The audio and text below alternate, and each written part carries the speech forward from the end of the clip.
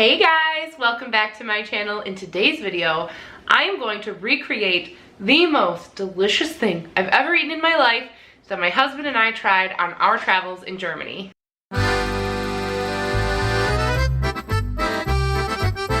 Alright, if you're new here, hi, I'm Claire. Welcome, come on in. Do you like pretzels? They're my favorite food. And if you're not new here, you might already know that, but I do love a good pretzel. And it doesn't matter what kind of pretzel. Soft pretzels, crunchy pretzels, sweet pretzels, savory pretzels, all the pretzels.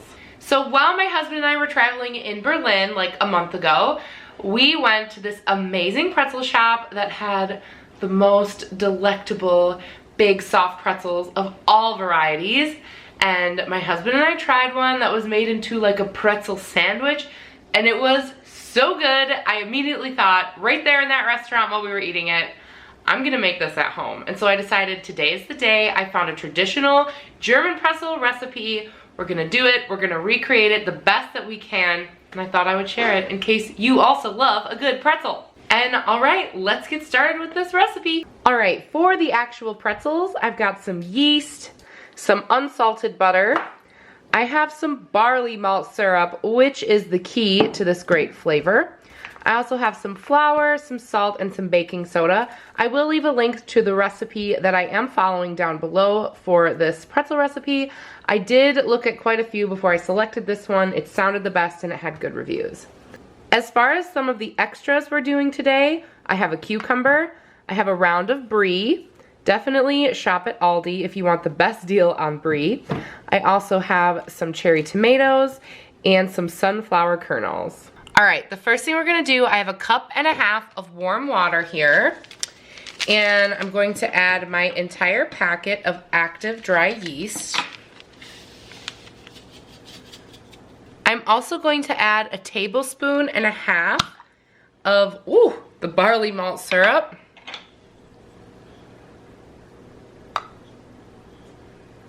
I've heard you can substitute molasses or brown sugar for this. But because I really wanted it to be authentic, I went ahead and got the real thing. I found this jar on Amazon. I'm gonna stir this all together, and then I'm gonna let it sit for about 10 minutes till it gets all foamy. Basically, we're blooming the yeast. While that's set aside in a separate bowl, I'm gonna go ahead and throw 4 cups of flour in.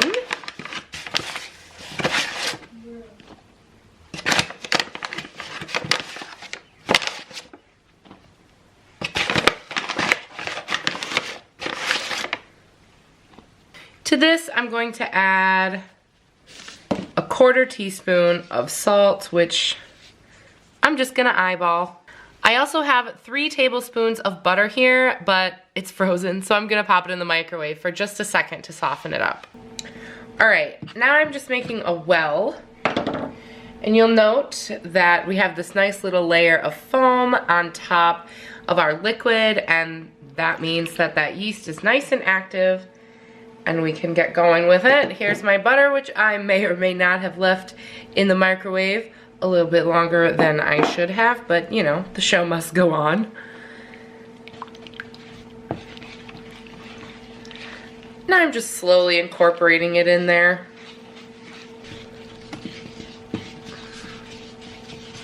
All right, once we have a nice shaggy dough, it's time to knead it. And normally I would use my KitchenAid stand mixer, but I'm just in the mood to do this by hand today. I'm just really getting in on the authentic pretzels. So I'm just going to dust a little flour on my surface, and you're gonna need to knead this for about 8 minutes. So you want it to be a nice, like elastic, smooth ball of dough, which is not what it is now. So knead it. You need to knead it. Yeah, I just said that, sorry, ignore me.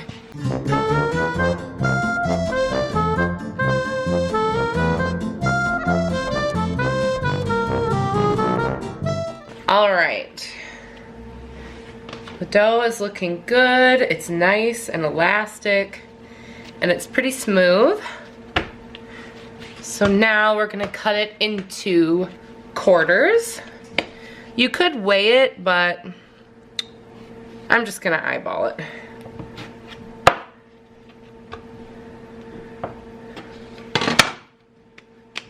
So now it's time to roll them into a rope.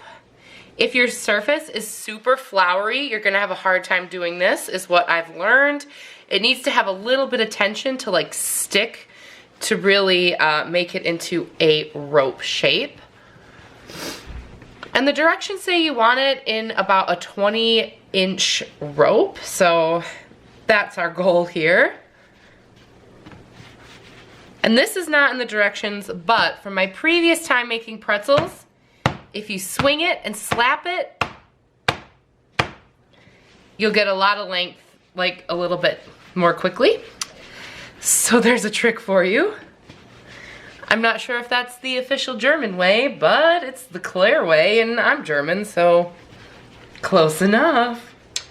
Over here, I have some parchment paper, and this is where our dough is gonna come to rest. But first, we need to shape it. So you make like a U shape. You twist it once, you twist it twice, and then you stamp it down. And that's all, pretty simple. So we're gonna do that 3 more times. All right, I'm gonna go ahead and let these rest for 20 minutes, and while that's happening, I'm going to preheat my oven to 500 degrees. I know that's high, but that's the way it goes. All right, we're coming to our last couple minutes of our rest on the dough, and I'm gonna go ahead and bring 1 cup of water to a simmer on my stove. All right, once this is simmering, I'm gonna go ahead and add my baking soda. I'm gonna throw 2.5 tablespoons in there.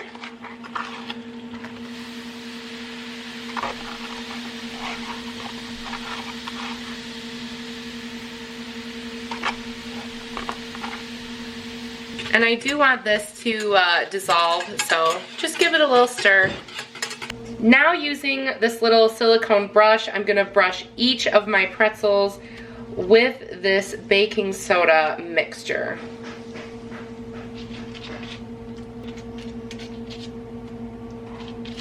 Now because we're trying to make these in the German style, I'm gonna go ahead and take a knife and I'm just gonna slash. Well, I guess I didn't leave enough room on that one. Just right along the bottom here.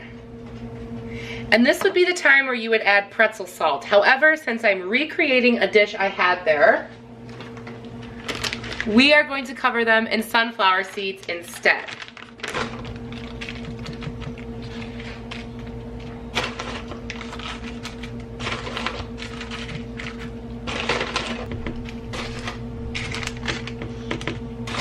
All right, so I've actually preheated a pizza stone in my oven just because I thought that that would make sense. So that's how I did. So I'm gonna do these pretzels 2 at a time.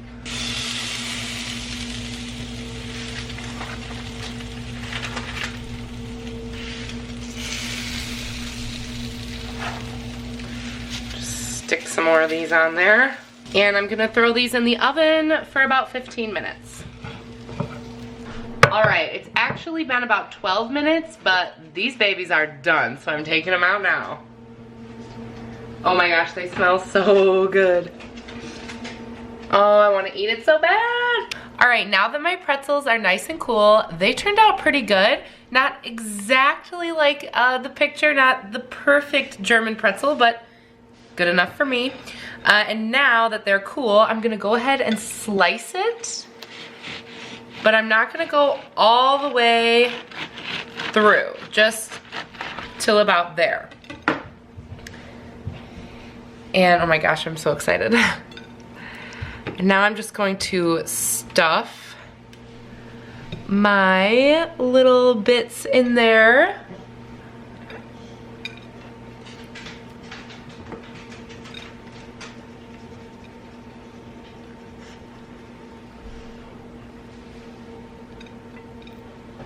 All right, and here she is, my very own recreation of my delicious pretzel sandwich I had while I was in Berlin. All right, now for the most important part, I gotta try it, right? And it isn't like the easiest sandwich to eat, but you know, we'll make it work.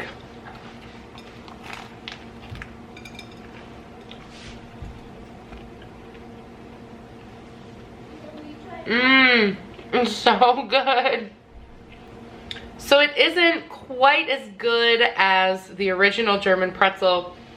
I definitely, even though I did a lot of research, the German pretzels there have this sort of leathery outside, either from steaming or boiling or something that I just can't quite replicate. And even though I looked at a bunch of recipes, none of them had like, it's almost like a bagel outside, but none of them were steamed or boiled. So sound off in the comments if you know more about pretzels than I do, because I'm still going to search for that perfect German recipe. However, this is pretty darn close. It gives you the pretzel flavors. That malt syrup is perfect in there. And yeah, delicious. Takes me back to the homeland. All right, you guys, and there you have it. Thank you so much for watching this video. I hope you got something out of it. Kind of like random, but I very much enjoyed myself, and I enjoyed sharing this tasty little recipe with you. I think perhaps next time I might just buy the Bavarian pretzels from Aldi that are already made, like the frozen ones. But still, this was definitely delicious, and I'm glad that I gave it a go, and yeah, definitely makes me think of my time in Germany. So definitely be sure to hit subscribe and come on back if you liked this content, and thanks for watching, and I'll see you guys in my next one. Auf Wiedersehen!